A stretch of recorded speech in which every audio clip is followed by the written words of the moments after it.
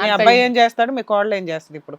ఈ అదే అప్పుడు గానీ ఇప్పుడు గానీ. అప్పుడు మా అబ్బాయి ఏదో చిన్న సెల్ ఫోన్ షాప్ లో పనిచేసేవాడు మేడం. అయితే ఈ పెళ్లి చేసుకున్న తర్వాత ఏ సంవత్సరంలో పెళ్లి అయిందమ్మా? 2009లో అయింది సార్. 9లో అయింది. 9లో అయింది. అయితే వీళ్ళు నా ఫ్రెండ్స్ చెప్పారు మీ అబ్బాయి పెళ్ళి అయిపోయిందని. అదేంటి నాకు చెప్పకుండా పెళ్ళి అవ్వడం ఏంటని నేను షాక్ అయిపోయాను. అయితే రాత్రికి వచ్చారు మేడం. నేను అన్నాను ఇంట్లోకి రాకండి, డైరెక్ట్ మీరు పోలీస్ స్టేషన్కి పదండి, రేపు ఏదైనా మళ్ళీ పిల్లని లేపుకొచ్చారు అంటారా, అది అంటారు ఇది అంటారని నేను పోలీస్ స్టేషన్కి తీసుకెళ్ళాను. తీసుకెళ్ళి సార్ వీళ్ళిద్దరు పెళ్లి చేసుకున్నారంట, ఇప్పుడు వాళ్ళ అమ్మ వాళ్ళని పిలిపియండి, మరి ఏం మాట్లాడతారో చూడండి సార్ అంటే వాళ్ళు వచ్చారు. వచ్చిన తర్వాత అమ్మ మరి ఇది సంగతి, అబ్బాయి పెళ్లి చేసుకున్నాడు, ఈ అమ్మాయికి కూడా 18 నిండిని అంట, పెళ్లి చేసుకున్నారని చెప్తే వాళ్ళు ఏమన్నారు, సరే అయిపోతే అయిపోయింది, ఇంకా మేమేం రామని చెప్పి. ఆ టైంలో అయిపోయింది కదా, ఇప్పుడు ఇక్కడ దేనికి వచ్చారు? పెళ్లిళ్ళు అయిపోయినాయి కదా, అక్కడ నుంచే స్టార్ట్ అవుతుంది. ఇక్కడ నుంచే స్టార్ట్ అవుతుందా?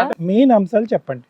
అయితే వాళ్ళు ఏమన్నారంటే నేను అమ్మాయికి ఇంకా మేము మ్యారేజ్ అది చెయ్యము, ఆమె తీసుకొచ్చుకున్నాడు కదా అదే సార్. నేను అన్నాను మా కోడల్లాగా స్వీకరిస్తాం, మళ్ళీ మన ఇద్దరం కలిసి మ్యారేజ్ చేద్దామంటే ఆమె చెయ్యను అన్నది మేడం. మా ఇంట్లో చచ్చిపోయినట్టు సమానం అంటే సరే తీసుకొచ్చుకున్నాం, బాగానే మీ ఇంట్లోనే ఉన్నారు ఉంటుంది. అందరూ? మా నాకు ఇంట్లో ఈ లాజిక్ అర్థం కాల. మీరు హిందూ ముస్లిం మ్యారేజ్ అని ఆవిడకి తెలుసు, మీ ఫ్యామిలీ గురించి మీ ఓనర్ దగ్గర అన్ని కనుక్కుంది, మీ ఇంటికి ఎగబడి వచ్చింది ఆడమ్మ, వచ్చి మీ అబ్బాయికి ఇస్తానని పోరాడింది ఆవిడ, వద్దన్నది మీరు వద్దన్నా కదా. వద్దన్నా. సరే వాళ్ళిద్దరు మాట్లాడుకున్నారు, లవ్ మ్యారేజ్ చేసుకున్నప్పుడు మీరు వద్దనాలి, ఆవిడ తర్వాత యాక్సెప్ట్ చేయాలి కదా. మా అమ్మాయి చచ్చిపోయింది అనుకుంటాం అని అంత డైలాగ్ అదే వచ్చింది మేడం. అక్కడి నుంచే ఆమె చెప్పేది ఒకటి చేసేది ఒకటి చేస్తుంది అనమాట. అయితే ఇంకా నేను అన్నాను సరే అయిపోయింది ఏదో అయిపోయింది, నేను అలాగైతే ఉంచుకోలేను అమ్మాయిని, నలుగురికి పరిచయం చేయాలంటే నలుగురిని పిలుద్దాము, మీ తరఫు నుంచి మా తరఫు నుంచి మ్యారేజ్ చేద్దామంటే లేదు లేదు నేను చేయను అన్నది.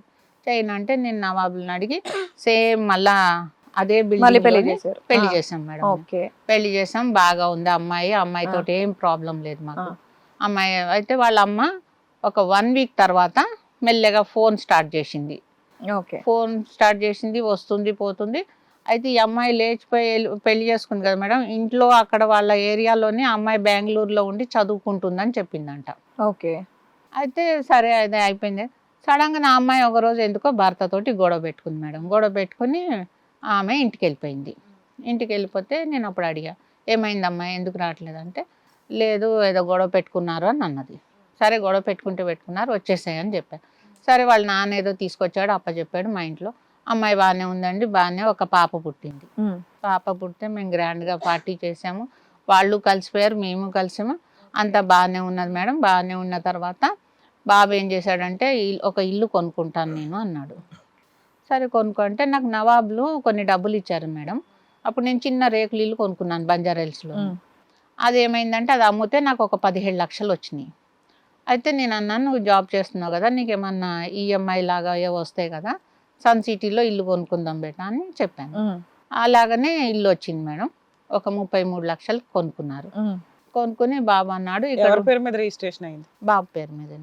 మీరు 17 లక్షలు మీ అబ్బాయికి ఇచ్చారా? మీ పెద్ద అబ్బాయి ఊరుకున్నారా? పెద్ద అబ్బాయిది అయిపోయింది మేడం, పెళ్లికి ముందే వాడు సెటిల్ చేసేసుకున్నాడు.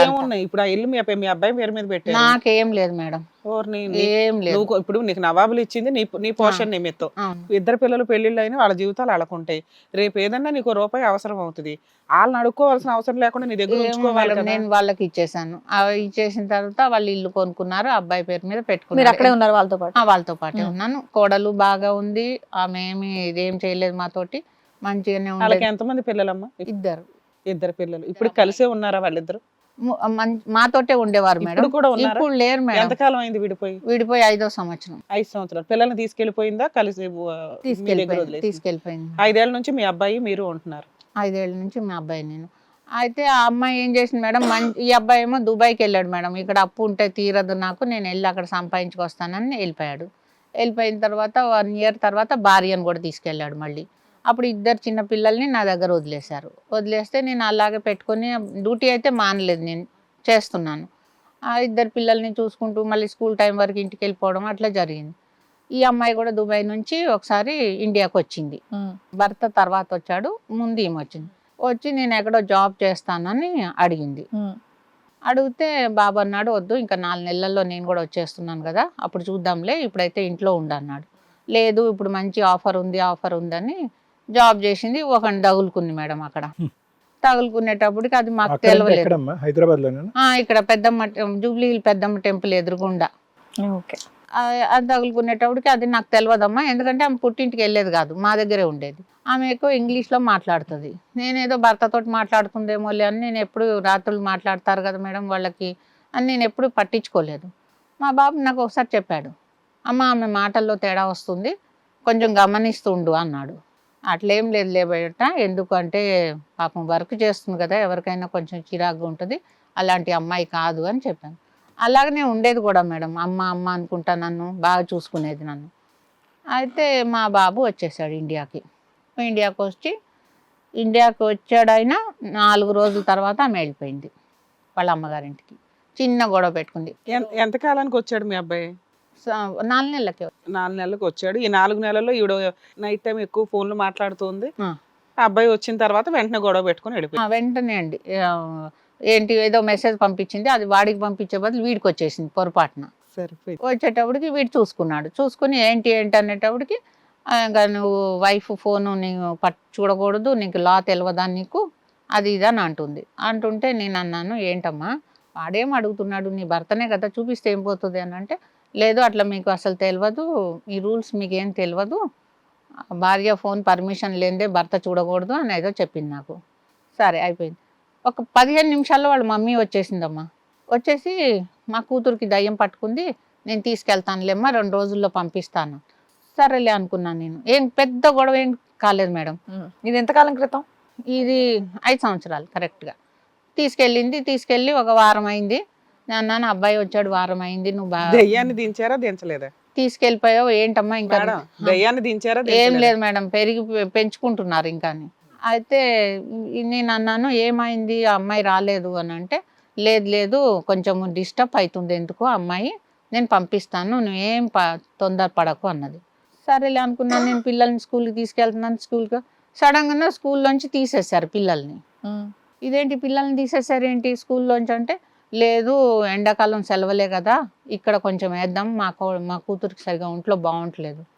ఏం బాగుంటలేదు ఏంటి, అంతా బాగానే ఉంది, ఎందుకు ఇలా తయారు? ఫస్ట్ అమ్మాయి ఒక్కతే వెళ్ళిపోయిందా? పిల్లలు ఇక్కడే ఉండేవాళ్ళ? లేదు, పిల్లల్ని కూడా ఆ రోజు తీసుకెళ్ళింది మేడం. స్కూల్ కి అయితే పంపించేవాళ్ళు, స్కూల్ కూడా కొంతకాలం తర్వాత పంపేశారు. ఉండేవాళ్ళు. మీరు ఎక్కడ ఉంటారు? 4 కిలోమీటర్ల దూరం లంగర్ హౌస్ వాళ్ళది.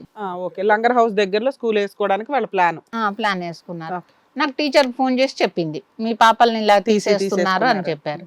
అయితే నేను అన్నాను, ఏంటి కోడల్ని కాపురం పంపించట్లేదు, మళ్ళీ పిల్లల్ని స్కూల్లోంచి తీసేసావు, ఏంటి అసలుకి మీ ఉద్దేశం అని అడిగాను.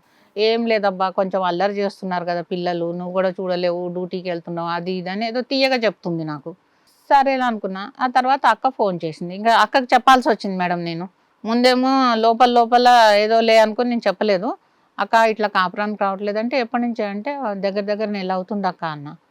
అంటే అక్క ఫోన్ చేస్తే, లేదు నా కూతురికి కొంచెం ఏదో డిస్టర్బ్ అవుతుంది, నేను పంపిస్తానులేండి అని చెప్పిందంట.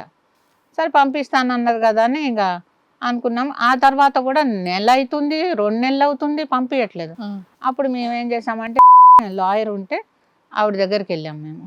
వెళ్ళిన తర్వాత ఆవిడేమన్నది, 2 నెలలే కదమ్మా, వాళ్ళిద్దరిది ఏమన్నా లోపల ఏమన్నా డిస్టర్బ్ ఉందేమో, నీ కొడుకు ఏమన్నా సతాయిస్తున్నాడేమో, కంగారు పడకు, వస్తుందిలే కాపురానికి అన్నారు. అనుకోకుండా వాళ్ళు కూడా అదే లాయర్ దగ్గరికి వెళ్ళారంట. వెళ్ళి మా అబ్బాయి గురించి వాడు తాగుతాడు, తిరుగుతాడు, అది ఇది అని ఏదో చెప్పారంట. చెప్పేటప్పటికి మాకు ఫోన్ చేసి, అమ్మాయి మీ వైఫ్ ఇలా వచ్చింది మా దగ్గరికి అని చెప్పారు. హిట్ టీవీ యాప్, ఇందులో short news, live news, entertainment shows, movies, digital magazines తో పాటు మీ జిల్లా వార్తలను కూడా ఫ్రీగా చూడొచ్చు. ఇంకెందుకు ఆలస్యం, వెంటనే హిట్ టీవీ యాప్ ని డౌన్లోడ్ చేసుకుని ఫ్రీగా ఎంటర్టైన్మెంట్ పొందండి. Hit TV app. Hit TV app. Please download hit TV app. Hit TV app ని ఫ్రీగా డౌన్లోడ్ చేసుకుని ఎంజాయ్ చేయండి. మీకు నచ్చిన ఎంటర్టైన్మెంట్ కోసం హిట్ టీవీ యాప్ ని ఫ్రీగా డౌన్లోడ్ చేసుకుని ఎంజాయ్ చేయండి. హిట్ టీవీ యాప్ ని డౌన్లోడ్ చేసుకుని ఆస్వాదించండి, ఆశీర్వదించండి. ఇంతమంది సెలబ్రిటీలు హిట్ టీవీ యాప్ ని డౌన్లోడ్ చేసుకోండి అని చెప్తున్నారంటే ఎంత మంచి యాప్ ఆలోచించండి. అమెరికా అమెరికా అమెరికా అమెరికాలో చదవాలనుకునే వాళ్ళకి విశ్వసనీయమైన పేరు మన శౌర్య కన్సల్టెన్సీ.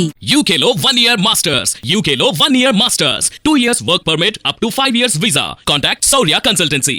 Contact 89851 89851.